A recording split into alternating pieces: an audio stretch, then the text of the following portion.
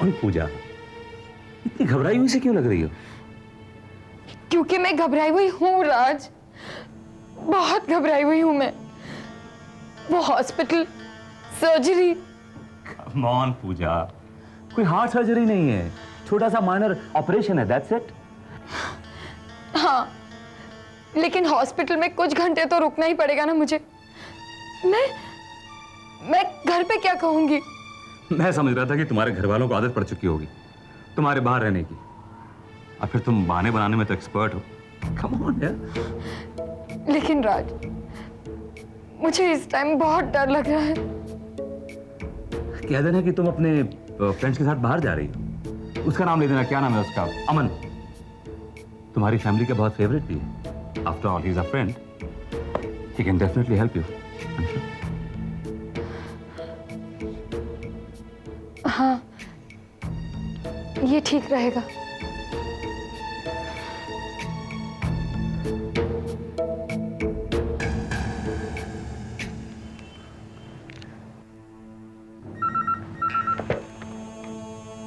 Hello.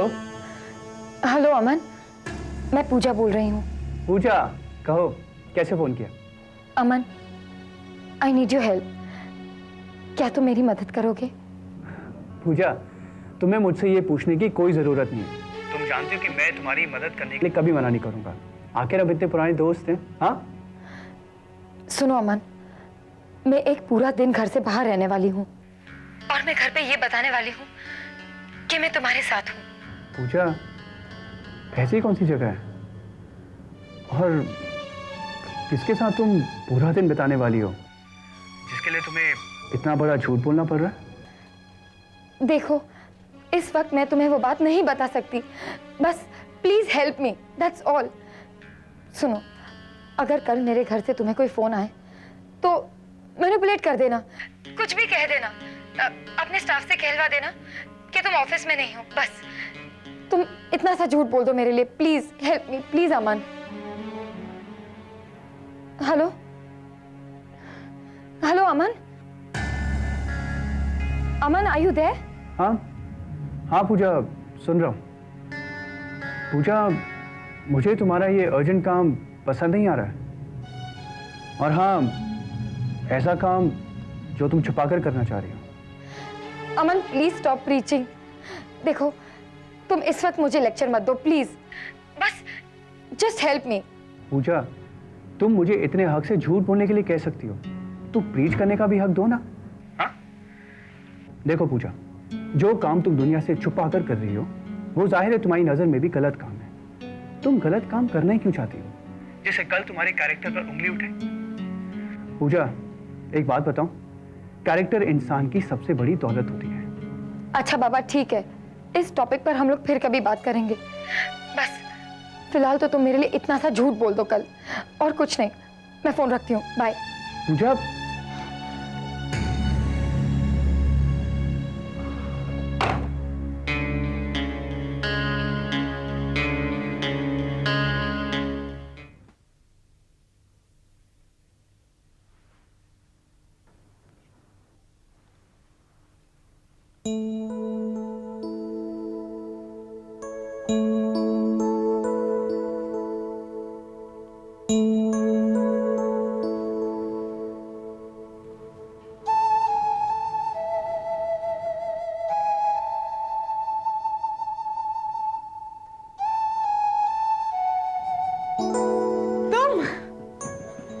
कब से खड़े देख रहे हो मुझे? बस थोड़ी देर हुई, एक्चुअली वक्त का पता ही नहीं चला। बोलना तो चाहिए था कि तुम आए हो, और ऐसा क्या सोच रहे थे कि तुम्हें वक्त का पता ही नहीं चला? मुस्कान, अब मैं इसे सोच कहूँ या एहसास? कैसा एहसास? मुस्कान, आज जब मैं बुटीक में आ रहा था तो मैं कुछ बदला बदला सा था। पहले जब मैं यहाँ पर आता था तो एक पार्टनर की हैसियत से आता था, लेकिन अब मुझे लगता है कि यहाँ पर आने के लिए मुझे कोई वजह ढूंढनी पड़ेगी। वेट वेट वेट वेट अक्षर, पार्टनर, हैसियत, वजह, ये सब क्या कह रहे हो तुम? एंड बाय द वे, जब तुम पार्टनर थे तब कौन सा हक जमाया करते थे पार्टनर होने का? तुम्हारा सबसे पहला हक दोस्ती का है अक्षत। देखो आगे से तुम ऐसी बात नहीं करना, हाँ? तुम पार्टनर रहो या ना रहो, पर इस बुटीक का हिस्सा जरूर रहोगे। क्योंकि मिस्टर चोपड़ा के जाने के बाद अगर तुमने मुझे पार्टनर नहीं बनाया होता तो मैं इस बुटीक की मालकिन कैसे बनती, हाँ? इसलिए thanks a lot Akshat. Thanks for what? Accept कर लो, क्योंकि थैंक्स तो मैं बार बार करने वाली हूँ, तुम्हारा भी और आकाश जी का भी। अगर वो क्लाइंट बनके मुझे इतना बड़ा ऑर्डर नहीं देते तो मैं इतने सारे पैसे कहाँ से कमाती कि इस बुटीक की ओनर बन सकती। मुस्कान, तुम अपनी मेहनत और लगन को क्यों भूल जाती हो? इस मेहनत और लगन के लिए इंसेंटिव देने वाले भी तो तुम ही हो अक्षत, तो थैंक्स तो मैं कहूंगी। ओके बाबा, एक्सेप्टेड। अब मैं तुम्हें थैंक्स कर लूं? Thank you very much for a wonderful party. Aman, Nikhil, Sunil, Rahul, हम सब कितने टाइम के बाद मिले। What great fun we had. Muskan, ये आकाश तुम्हारे फैमिली वालों का इतना फेवरेट कैसे बन गया? फेवरेट? सबके दिल में उनके लिए सिंपैथी जो थी अक्षत, हम में से किसी को पता ही नहीं था कि आकाश जी ने शादी कर ली थी।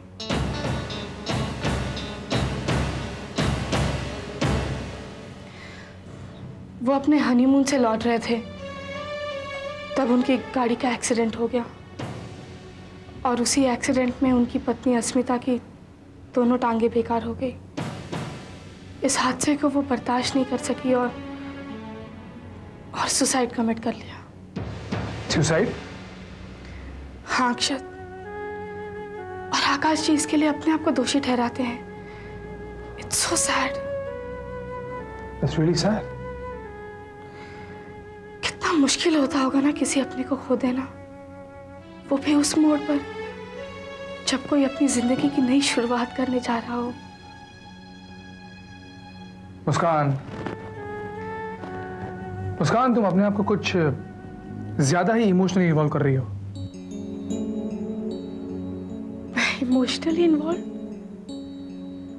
May be it's natural Akshat. After all एक रिश्ता बनने जा रहा था हमें, जो जुड़ नहीं सका। बस 7 कदमों की तो दूरी थी, बढ़ाते तो जिंदगी भर का साथ होता।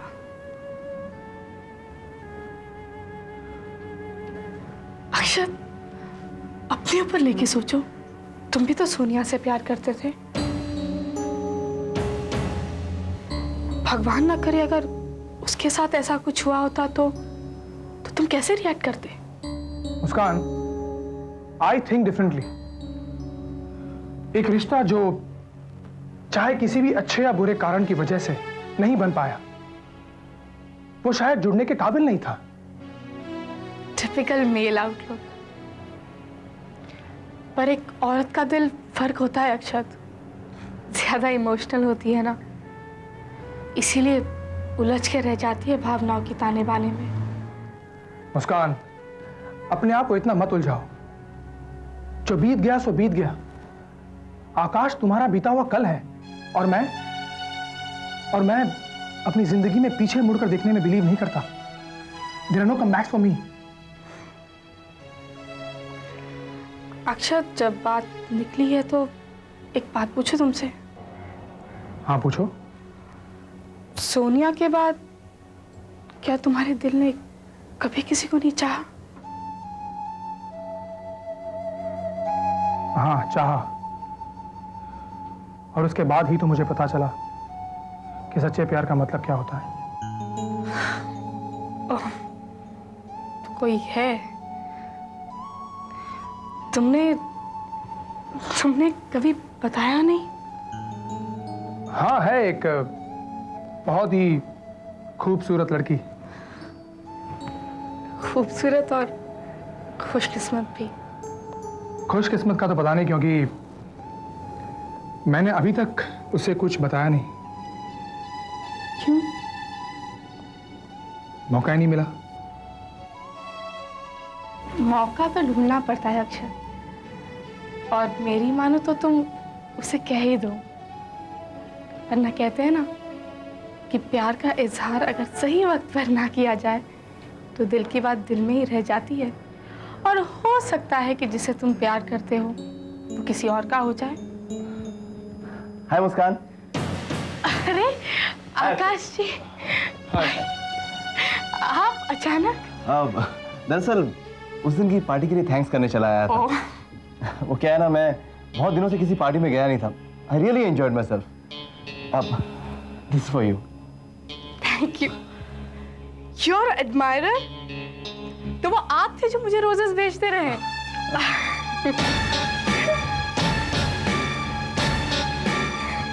अक्षत लो, हमारी मिस्ट्री तो सॉल्व हो गई, और हम सोच रहे थे कि पता नहीं कौन है ये सीक्रेट एडमायरर। आकाश जी, बहुत सस्पेंस में रखा आपने हमें। This is not fair. हाँ। और अक्षत, मैं तुमसे पूछती रही कि कहीं तुम तो नहीं भेजते मुझे ये रोजेस।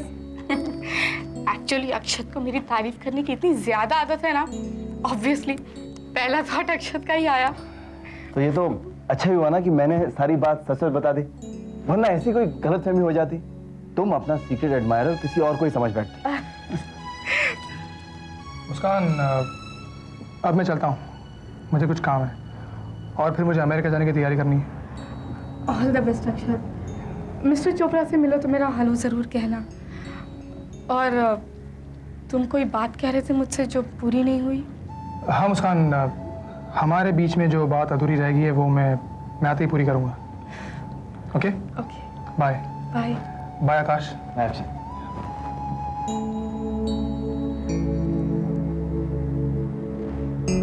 कहीं आप दोनों की बात अधूरी रह जाने की वजह मैं तो नहीं? नहीं नहीं आकाश जी, मेरा और अक्षत का रिश्ता थोड़ा डिफरेंट सा है। अधूरी बातों का तो सवाल ही नहीं उठता। दोबारा जब हम मिलेंगे तो वहीं से शुरुआत करेंगे जहां पर बात छोड़ी थी। मुस्कान, तुम दोनों के इस डिफरेंट से रिश्ते का कोई नाम तो होगा। मेरा मतलब बहुत गहरा रिश्ता लगता है तुम दोनों में। गहरा और मिस्टीरियस भी। मुस्कान, विद योर काइंड परमिशन, मैं तुमसे एक पर्सनल बात पूछ सकता हूँ? परमिशन ग्रांटेड आकाश जी। देखो मुस्कान, तुमने अपनी सारी जिंदगी अकेले ही, I mean, जिंदगी में कभी ना कभी तो एक हमसफर की तमन्ना उठी होगी दिल में। दिल को तो आदत होती ही है तमन्ना करने की। वो जिंदगी का सफर दौड़कर तय करना चाहता है, रास्ते भर की सारी खुशियां बटोर लेना चाहता है किसी का हाथ थामे, पर कदम है कि तेज उठते ही नहीं। सोनिया, अब हमारी एंगेजमेंट सेरेमनी नहीं हो सकी तो इसमें मैं क्या करूं? पहले निकी की वजह से रुक गई और फिर तुम्हारी मौसी गुजर गई। माना कि तुम्हारी उंगली में मैंने एंगेजमेंट रिंग नहीं पहनाई, मगर उससे क्या बदल जाता है? ट्रस्ट मी सोनिया, मैंने तो अपनी जिंदगी तुम्हारे नाम लिख दी है। एंगेजमेंट रिंग तो एक फॉर्मेलिटी है, आज नहीं तो कल पहना दूंगा। जानती हूँ, एक फॉर्मेलिटी ही सही, पर उस फॉर्मेलिटी से कितना कुछ बदल जाता है निखिल। एक सिक्योरिटी से लगने लगती है अपने आप में। वो एंगेजमेंट रिंग जब मेरी उंगली में होगी तो मैं अकेला महसूस नहीं करूंगी खुद को। अकेला? तुमने अपने आप को अकेला कब महसूस किया? And tell me why? उस दिन मुस्कान की पार्टी में तुम तो सबके साथ घुल मिल गए थे, और मैं तो वहां किसी को अच्छी तरह से जानती भी नहीं थी निखिल। एक पल के लिए तो मुझे ऐसा लगा कि तुम तो भूल ही गए हो कि मैं भी तुम्हारे साथ पार्टी में आई हूं। तुम तो निकी के साथ बात करने में, उसके साथ डांस करने में इतने बिजी हो गए थे निखिल कि मैं तो बस वहां भीड़ का एक हिस्सा बनकर रह गई थी। सोनिया, अगर तुम्हें ऐसा लगा तो हम आई am very sorry. Believe me, मैंने जानबूझकर ऐसा नहीं किया। आई नो निखिल, मुझे लगता है मेरा खुद का कॉन्फिडेंस बहुत लो हो गया है हमारी रिलेशनशिप को लेकर के। निखिल, मुझे एक ऐसा एहसास चाहिए, एक ऐसा विश्वास चाहिए जो सिर्फ तुम मुझे दे सकते हो कि तुम मुझे चाहते हो and you really take care of me. Of course I care for you Sonia. हो सकता है कि मैं तुम्हारी सारी बातों से सहमत ना हूं, मगर तुम्हें ऐसा लगता हो तो तुम्हारी फीलिंग्स की कदर करनी चाहिए मुझे। सुनिए, आगे से कहीं भी कभी भी मैं तुम्हें अकेला महसूस होने नहीं दूंगा। And it's a promise, genuine promise, okay? Nikhil, तुम्हें एक बात और सीखनी पड़ेगी। दोस्ती और प्यार में फर्क सीखना पड़ेगा। दोनों को अपनी अपनी जगह देनी सीखनी पड़ेगी।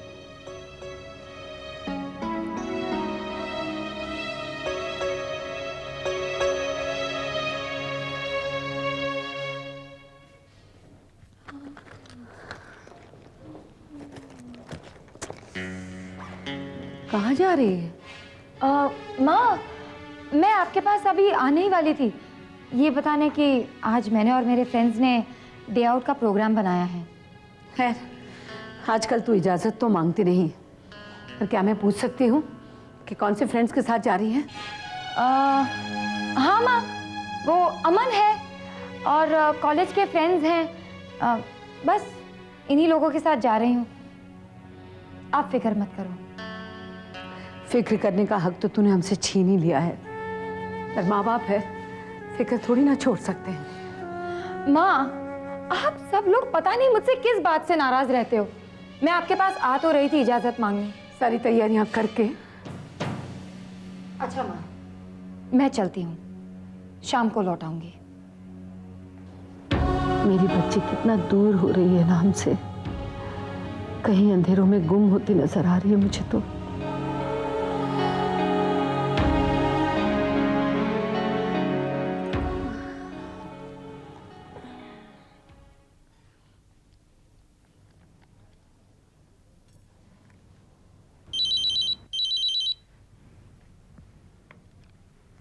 हेलो। हेलो काजू बेटा। गुड मॉर्निंग माँ। गुड मॉर्निंग बेटा। माँ, मैं आपको फ़ोन करने ही वाली थी। डॉक्टर ने 10 बजे की अपॉइंटमेंट दी है, फर्स्ट अपॉइंटमेंट है। अच्छा बेटा, मैं तैयार रहूंगी। और सुन, पहले 2-3 महीने बहुत ध्यान रखना पड़ेगा। जी माँ, मैं जानती हूँ, आप बिल्कुल फिक्र मत करो, मैं अपना ध्यान खुद रखूंगी। अच्छा बेटा, तू हॉर्न मारना, मैं नीचे आ जाऊंगी, ठीक है? ठीक है। मैं पापा के लिए चाय बनाने जा रही हूँ, फिर मिलते हैं। बाय।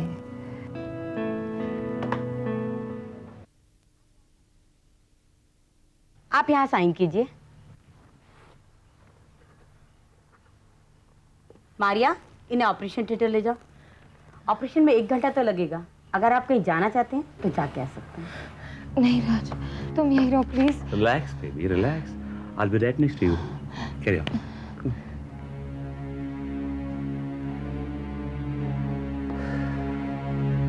एक घंटा कौन सड़ेगा इस हॉस्पिटल में अब?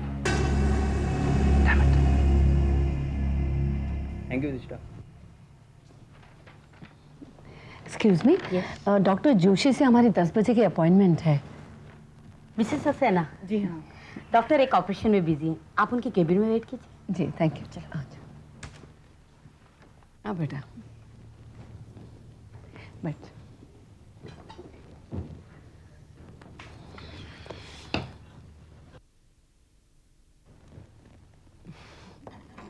I am so sorry Mrs Malik, आपको इंतजार करना पड़ा। कोई बात नहीं। इनफैक्ट एक अबॉर्शन केस था।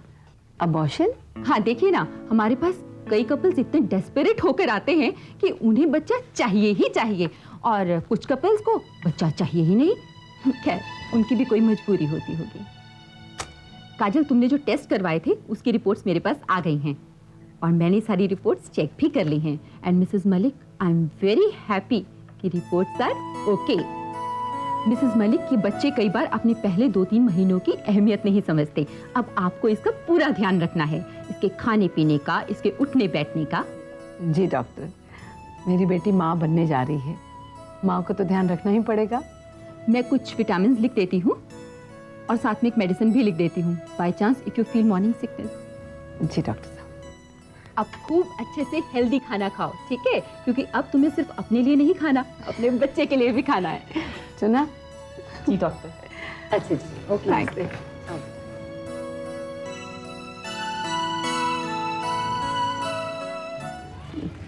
जी दीदी, मैं इसे संभाल के रखती हूँ।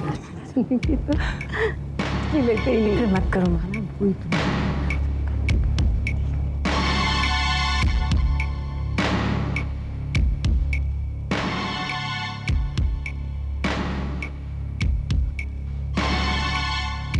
Excuse me.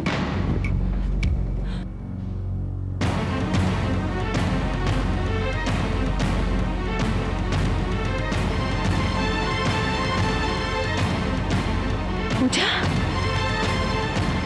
हेलो पूजा, क्या हुआ मेरे बच्चे को? पूजा, पूजा, पूजा, क्या हुआ इसे? क्या हुआ है? कुछ हुआ नहीं है, इन्होंने ऑपरेशन कराया है।